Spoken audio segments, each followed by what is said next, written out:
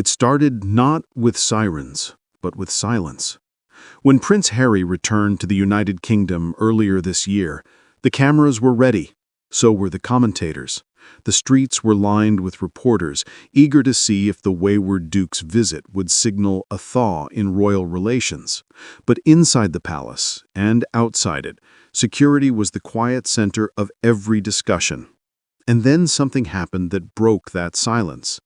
A suspected stalker reportedly appeared near the area where Harry was staying. The details remain sparse. The response, deliberately low profile. But for Harry, it was the final confirmation of what he's feared since 2020, that his safety in the UK is no longer guaranteed, and that without the protection he once took for granted, every return to Britain is a gamble. Welcome to Crownverse. If you're new here, this is where we unpack the hidden threads of monarchy, where security, silence, and power collide. Subscribe now if you haven't already, because what's happening to Prince Harry may reshape how we understand royal privilege, duty, and personal risk. Let's get into it. The story of Prince Harry's battle for UK security is not new, but the stakes have never been higher. And with every visit, every walk into a public event, every car that slows down outside the gates, the tension rises. When Harry and Meghan stepped back as working royals in early 2020, one of the most immediate and controversial consequences was the loss of taxpayer-funded police protection in the United Kingdom. At the time, the UK Home Office confirmed that once Harry ceased being a full-time royal, his entitlement to Metropolitan Police security details would end. From that point forward, Harry was expected to arrange and fund his own private security, like any private citizen. The problem? Private security, even at its most elite, cannot carry weapons in the UK. Nor can it access the same intelligence sharing systems and government-level threat assessments. For Harry, born into monarchy but now living outside it, this created a dangerous gray zone.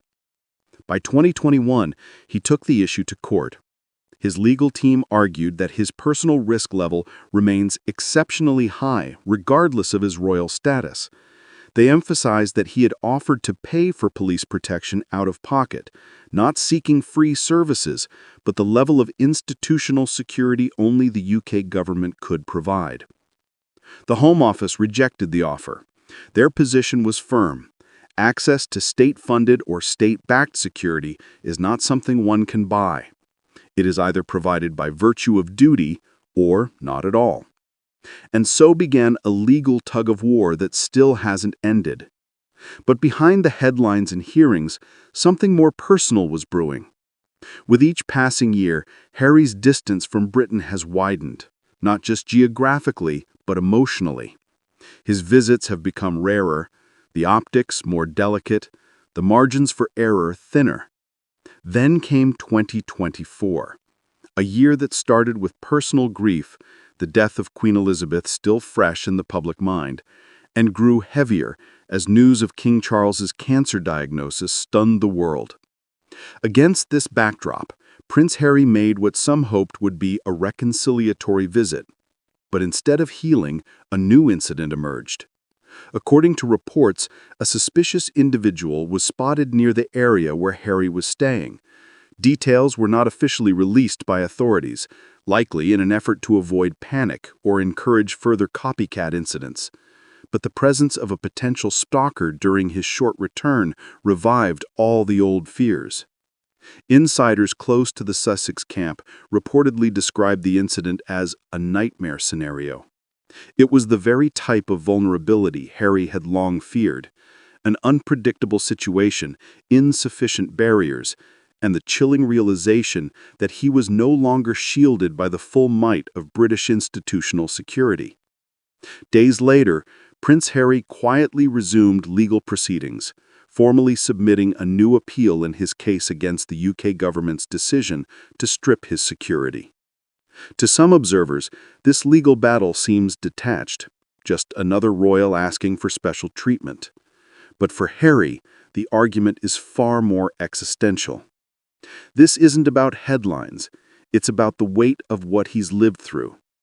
We must not forget, Harry's worldview was forever shaped by the death of his mother. Princess Diana died in Paris while being pursued by paparazzi with limited protection in a foreign city. Harry has repeatedly cited this trauma as the reason for his relentless concern over media intrusion and personal safety. It's not paranoia. For him, it's precedent. In his own words, both in his memoir and in court documents, he has stated that the lack of adequate security in place during visits to Britain has made it impossible for him to safely bring his wife and children to the country. And so, the issue expands beyond one man. It becomes about legacy.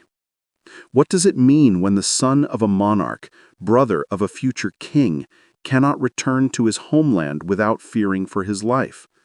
What does it say about the way we assign protection, not based on risk, but based on titles? Critics argue that Harry made his choice. He walked away from the institution. And with that walk, the privileges of protection walked away with him. But is security a privilege or a right? This is the heart of the debate. Harry's legal team insists that his personal risk profile, due to his royal lineage, past military service, and tabloid visibility, remains unusually high.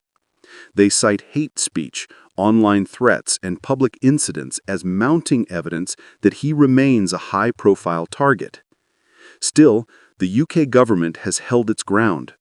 It contends that state-funded protection must be reserved for those actively serving the nation, not those with past roles, no matter how prominent. This battle isn't just being fought in court. It's being fought in optics. Royal aides reportedly worried that the continued dispute is making reconciliation harder. Behind palace gates, some feel that legal action against the British state reflects poorly on the crown, that it draws attention to the divides, that it risks making Harry appear more adversary than family. But can family ties undo security fears? Can tradition undo trauma? These are the questions now haunting Windsor. Meanwhile, public sentiment is split. Some in the British press portray Harry's push as entitled, demanding the state serve his private needs. Others, particularly in international outlets, frame it as a man simply asking for protection equal to his threat level. The stalker incident added fuel to both sides. For critics, it was an unfortunate but minor incident, overblown by the Sussex PR machine. For supporters, it was exactly the kind of moment that proves Harry's point.